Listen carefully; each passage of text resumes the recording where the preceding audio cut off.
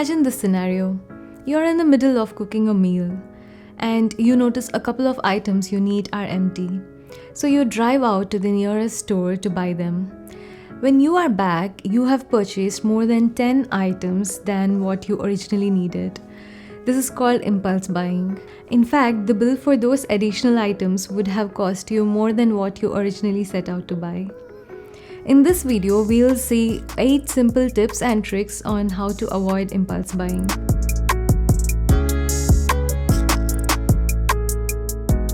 Impulse buying gives us pleasure. Of course, that pleasure stays until you start paying for your credit card bills. If you are doing it once in a while, then it's totally fine. But if you have this as habit, or if you tend to do it every time you shop, then it's a bummer. Have you ever wondered how impulse buying affects your budget? Trust me, you would freak out if you know how much you're actually spending on impulse buying every year. The first tip to avoid impulse buying is understand what you want and what you need. Need is when you cannot function without it. It's essential for you. Without it, there would be a significant decrease in quality, efficiency, or simply cannot complete a task without it. On the other hand, wanting something is simply a desire to have it. It's non-essential and would in no way increase your quality or work. This is important to understand. When you are shopping and looking to buy something, try to buy only if you need and not just because you want it. I'm sure most of the impulse buys will fall under the want category. So the next point is avoid getting influenced to buy. Ask yourself if you are influenced by someone to buy this. We spend a lot of time on social media like YouTube, Instagram, Facebook, etc. And there's an ad in the beginning of every YouTube video. Every 5th Facebook post is a targeted ad by your favorite artist. The Instagram celebrity you follow is recommending you to buy the things that they like. Impulsively, we look up to that product and buy them too. You don't need to spend that chunk of hard-earned money over something which is probably not even required. Avoid getting influenced to buy things you see just because of an ad or Instagram celebrity recommending you. In the long run, these things add up and you could end up losing a lot of money. The third tip is shop with a list. If you didn't go there to buy it, then probably you don't need it. Shopping with a list will help you shop intentionally.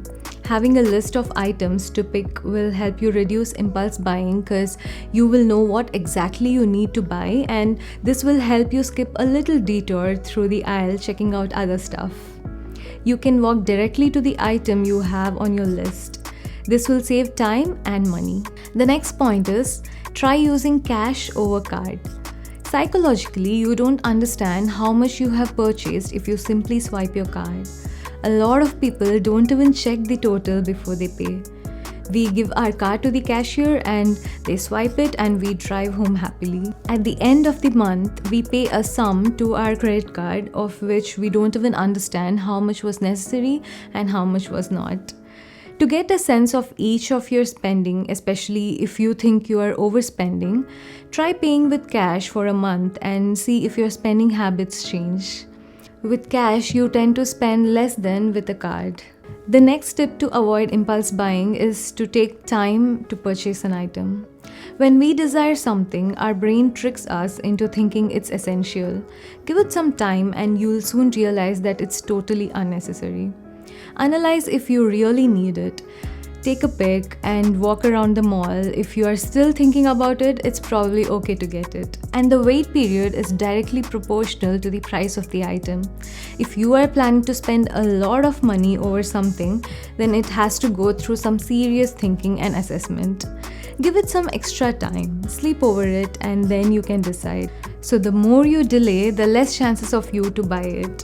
Because by waiting, you realize that you don't actually need it. The next tip is don't shop when you're emotional or low.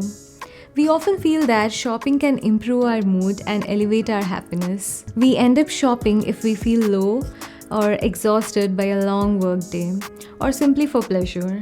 Retail therapy is just spending money to make yourself happy. This is a form of impulse buying too. So it's always better to avoid going out when you're emotional or just for the pleasure of it. It's gonna come back and bite you when you pay back. My next tip is do some comparison and research before you buy. Don't just rush and buy things right away just because you feel like getting it. Compare the price and quality online. Check for the price in nearby store. We usually get better deals online, or the store will sometimes even provide you a price match by simply showing the online price. So don't be in a hurry to buy. Take time to do your own research.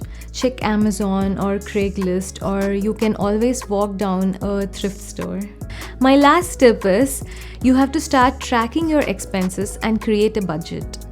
This will help you understand where you're spending your money the most and where you need improvement. Clothing in my case. Make a budget and allocate money for each category and work accordingly. Keep check of your spending and budget periodically in a month. Knowing where your money is flowing will help you prevent unnecessary buying. And there are so many apps which will help you track your spending automatically and help you budget. A simple Excel spreadsheet of all your expenses would work too. If you are interested to know more about effective budgeting strategies, then let us know. We'll make a whole video dedicated for that in our future videos. So that's all I had for today. Let us know how these tips work for you. See you in the next one. Bye bye.